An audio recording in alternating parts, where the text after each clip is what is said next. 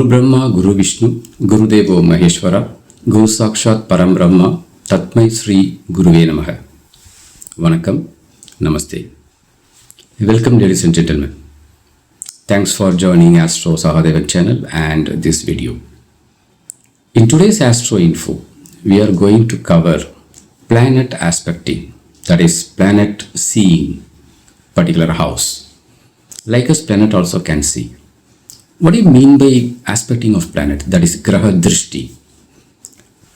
Planets do have the quality of reflecting sun rays.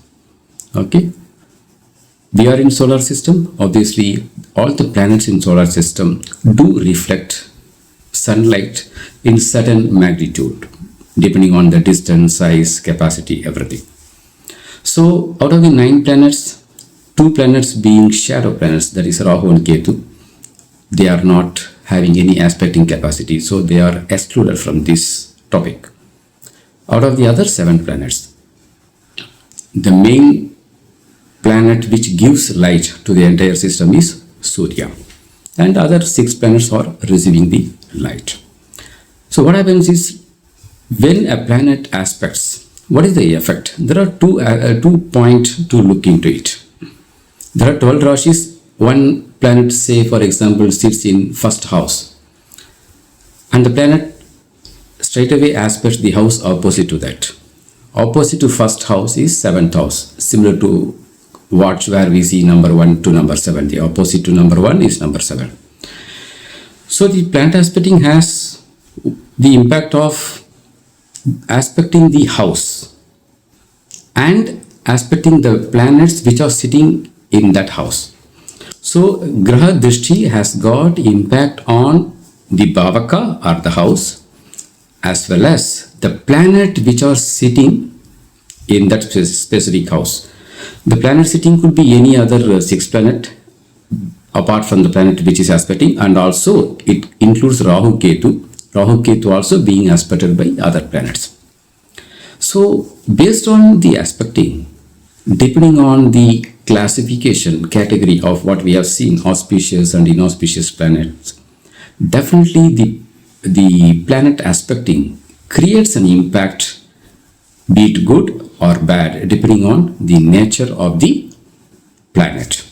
So going by that, obviously we know the planet, the most auspicious planet category wise, if you see Guru and then Shukra and bright moon, Purnima Chandra, or Chandra going towards Purnima, which is well visible in the sky. Of course, a Buddha which is not connected with any malefic planets. These are the planets do aspect, and their aspecting creates a positive impact, auspicious impact on the house they aspect as well as the planet they aspect. On the contrary, we have got other 2 important planets which are termed to be inauspicious or malefic planet, that is Shani and Mangal, that is Mars and Saturn. Of course, in this list we need to see the moon which is going towards Amavasya, okay, and we call it as waning moon.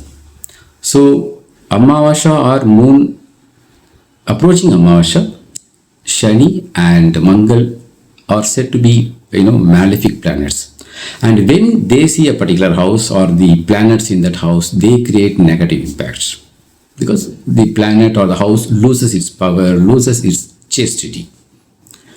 So having understood that, now we can see what are the houses the planets are aspecting.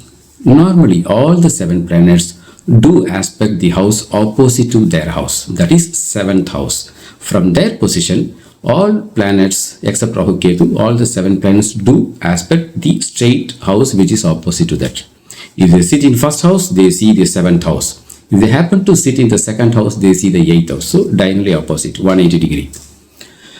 So while all the planets are having the common aspecting of 7th place, there are 3 planets who have got additional aspecting, which we call it as special drishti, special aspecting.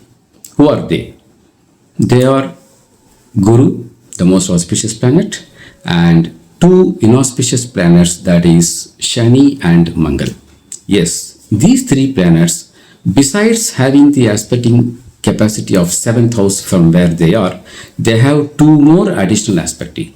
So going by that, Guru aspects 5th house and 7th house. 7th house, of course, 7th house is common. Guru aspects 5th house and 9th house additionally. So totally, if you see, Guru aspects three places: 5th house, 7th house and 9th house. If you come to Shani, Shani aspects, besides 7th house, Shani aspects 3rd house and 10th house from where he is sitting. So total aspecting houses of Shani are three. They are 3rd house, 7th house and 10th house. Coming to Mangal, besides 7th house, other two houses what Mangal has the aspecting capacity is 4th house and 8th house. So 4th, 7th and 8th house are the aspecting capacity of Mangal. So in astrology, my dear friends, when you find the happenings based on the Mahadasha, Antardasha, planets sitting in which house and they belong to which house, and the planets being aspected by which planets, the prediction or the impact definitely varies a lot. So planet aspecting, what we call, I was mentioning, one of the strength of the planet comes under, among the three, Sthanabala, Digbala, Drikbala. This aspecting of the planet which creates the impression on the other planet, it comes under the category of Drikbala. Whether a planet is being aspected by a good planet or not, or even a house or a Bhavaka is being aspected by a good planet or not. So based on the goodness and badness of the planets, the house and the concerned planet who are being aspected are getting impacted. So that creates impact, or that gives the results depending on the house for which they are owners or the house in which they are sitting, positive or negative or the mixed outcomes.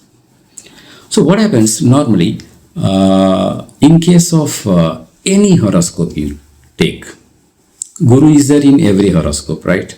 So Guru makes the house good, the house in which Guru is sitting, because he is an auspicious planet. And obviously Guru has got three aspecting capacity, I told, 5, 7 and 9. So in any horoscope, my dear friends, 4 houses are made excellent or very good by Guru. The sitting house of Guru and 3 aspecting house from Guru's place, 5, 7, 9. So 4 houses in any horoscope are getting purified, getting into good shape. On the contrary, 4 houses of any horoscope is getting impacted, getting impaired, getting malefic effect. That is, wherever Shani sits, it spoils the house where Shani sits, and it also spoils the houses where Shani aspects, that is 3rd, 7th and 10th houses from his placement. As far as the placement and aspecting is concerned, by and large, Shani and Mangal both are spoilers. Both spoil the houses they sit, both spoil the houses they aspect. The only difference is Shani is 100% spoiler, whereas Mangal is 75%.